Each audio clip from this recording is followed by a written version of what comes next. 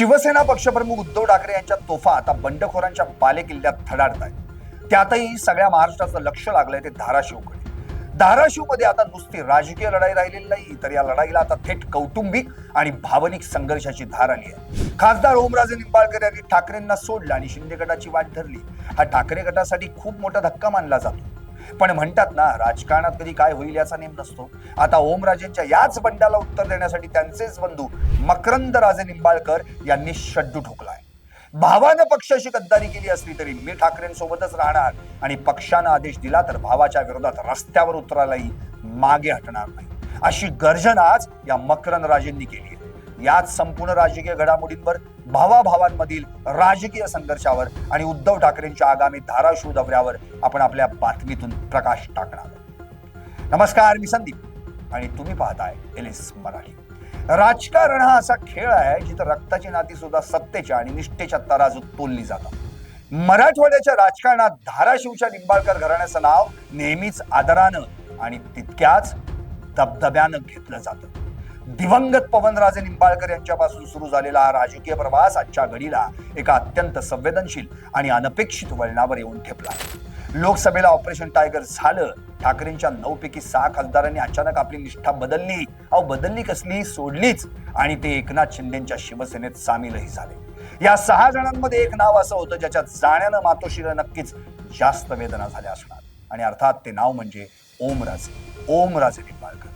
ओमराजे म्हणजे गल्लीबोळात फिरणारा, कार्यकर्त्यांच्या खांद्यावर हात ठेवून चालणारा आणि शिवसैनिकांच्या सुखदुःखात धावून जाणारा नेता.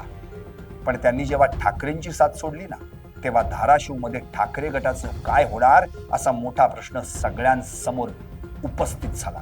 पण याच प्रश्नाचं उत्तर आता खुद्द ओमराजेंच्या घरातूनच मिळालंय की ओमराजेंच्या विरोधात आता त्यांच्या सख्या भावानं म्हणजे मकरंद राजे निंबाळकर यांनी थेट दंडच थोपटले.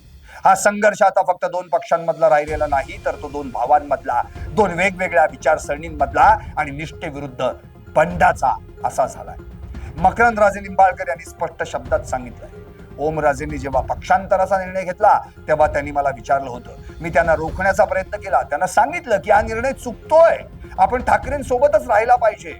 पण ओमराजेंनी ऐकलं नाही. मग काय, मकरंद राजेंनी थेट स्वाभिमानाचा झेंडा हातात घेतला आणि ठाकरेंसोबत राहण्याचा निर्णय जाहीर केला. जर पक्षानं आदेश दिलाच तर मी ओमराजेंच्या विरोधात रस्त्यावर उतरून लढायला तयार आहे.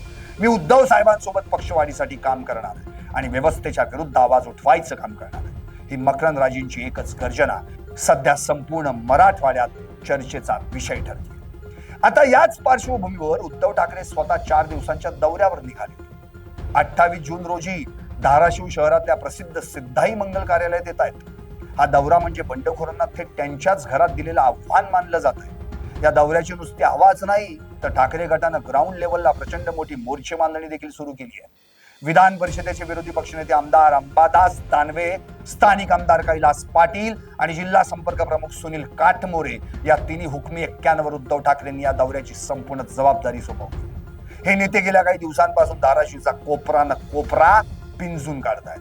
पण या सगळ्यात खरी मेहनत घेताना दिसतायत ते मकरंद राजे निंबाळकर.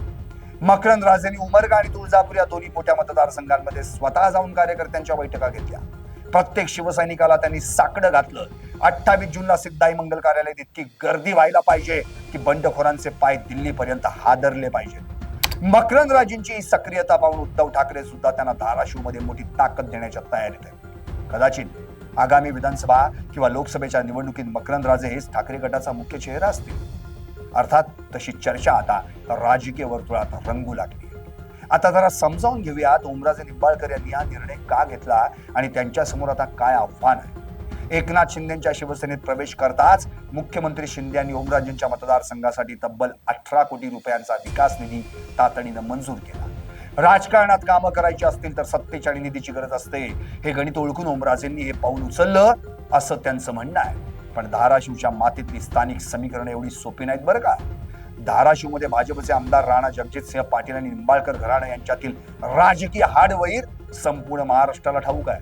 आता ओमराजे शिंदे गटात गेल्यानं ते महायुतीचा भाग बनले. म्हणजेच ज्या राणा जगजितसिंह पाटील यांच्या विरोधात त्यांनी आयुष्यभर राजकारण केलं, त्यांच्याच सोबत त्यांना व्यासपीठ शेअर करावं लागणार. हे स्थानिक कार्यकर्त्यांना आणि मतदारांना कितपत पटणार आहे, हा मोठा संशोधनाचा विषय आहे. त्यातच आता घरातूनच मकरंदराजेंनी विरोधाचा झेंडा उगारल्यानं ओमराजेंची डोकेदुखी चांगलीच वाढली. दुसरीकडे उद्धव ठाकरेंसाठी हा दौरा अस्तित्वाची लढाई आहे. ज्या मराठवाड्यानं शिवसेनेला नेहमीच भरभरून प्रेम दिलं त्याच मराठवाड्यातील खासदार जर असे सोडून जात असतील तर पक्षाची फेरबांधणी करणं गरजेचं होतं. उद्धव ठाकरे 28 जूनला जेव्हा सिद्धाई मंगल कार्यालयात कार्यकर्त्यांशी संवाद साधतील तेव्हा त्यांच्या भाषणात नेहमीची आक्रमकता आणि बंडखोरांवर सडकून टीका पाहायला मिळणार यात शंकाच नाही.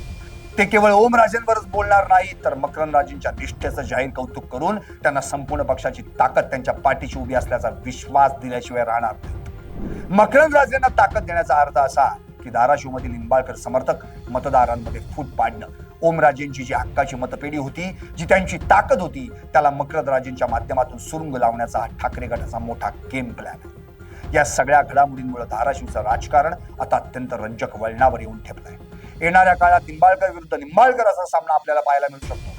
एका बाजूला सत्तेची ताकद, उपमुख्यमंत्र्यांचा पाठिंबा आणि 18 कोटींचा निधी घेऊन मैदानात उतरलेले खासदार ओमराजे निंबाळकर असतील तर दुसऱ्या बाजूला ठाकरेंची निष्ठा, सहानुभूती आणि शिवसैनिकांचं बळ घेऊन उभे राहिलेले मकरंदराजे निंबाळकर असतील. दोन भावांमधील हा संघर्ष धाराशिवच्या मातीत नवीन राजकीय इतिहास लिहिणार की ओमराजे आपल्याला त्यांचा गड राखण्यात यशस्वी झालेले दिसणार हे येणारा काळच ठरवेल. पण एक गोष्ट मात्र नक्की, 28 जून रोजी धाराशिवमध्ये होणारा उद्धव ठाकरेंचा हा मेळावा धाराशिवच्या राजकारणाची पुढची दिशा नक्कीच स्पष्ट करणार. तुम्हाला काय वाटतं? मकरंदराजे निंबाळकर हे ओमराजेंच्या बंडाला चोख उत्तर देऊ शकतील का? आणि उद्धव ठाकरेंचा हा धाराशिव दौरा ठाकरे गटाला पुन्हा उभारी देईल का? तुमच्या प्रतिक्रिया आम्हाला नक्की कमेंट करून कळवा. आणि हो, पाहत रहा LS मराठी.